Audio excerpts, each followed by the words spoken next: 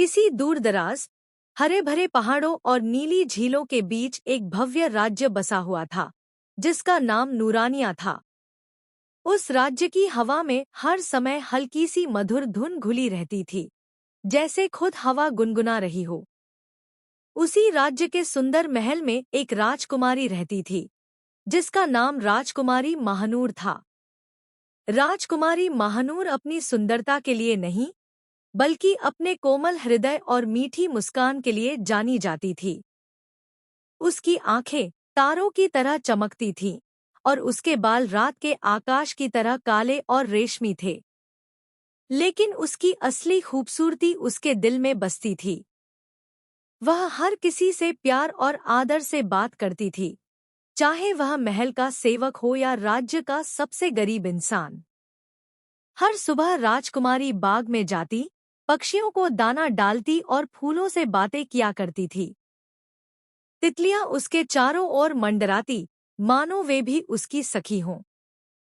लोग कहते थे कि प्रकृति खुद इस राजकुमारी से प्रेम करती है।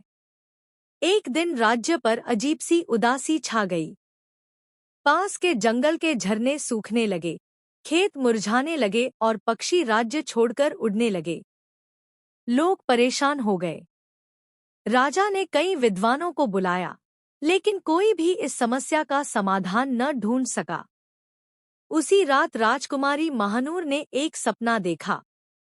सपने में सफेद रोशनी से घिरी एक परी प्रकट हुई और बोली, हे नूरानिया की राजकुमारी, अपने राज्य को बचाने के लिए तुम्हें सच्चाई, हिम्मत और प्रेम की परीक्षा से गुजरना होगा। सुबह होते ही राजकुमारी ने निर्णय कर लिया कि वह खुद इस रहस्य का समाधान खोजेगी। उसने सादा वस्त्र पहना, अपने बालों में सफेद फूल लगाया और अकेले ही जंगल की ओर चल पड़ी।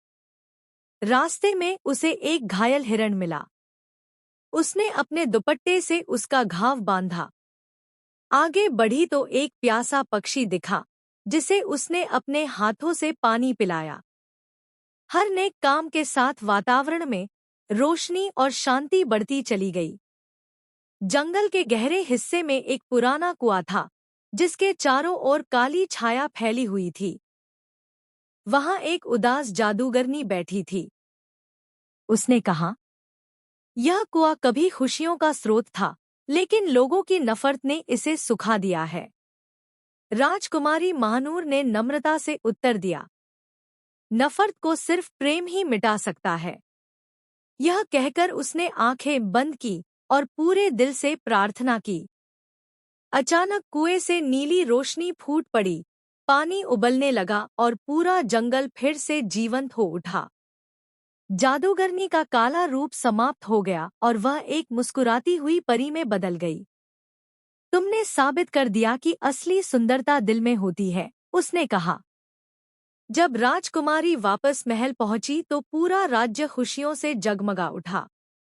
झरने फिर से बहने लगे, खेत हरे भरे हो गए और पक्षी लौट आए। राजा ने अपनी बेटी को गले लगाकर कहा, आज तुमने सिद्ध कर दिया कि तुम केवल एक सुंदर राजकुमारी नहीं, बल्कि इस राज्य की रोशनी हो। और इस तरह राजकुमारी महानूर की कहानी हर दिल में बस गई। एक ऐसी राजकुमारी की कहानी, जिसकी सुंदरता चेहरे से नहीं, प्रेम से चमकती थी।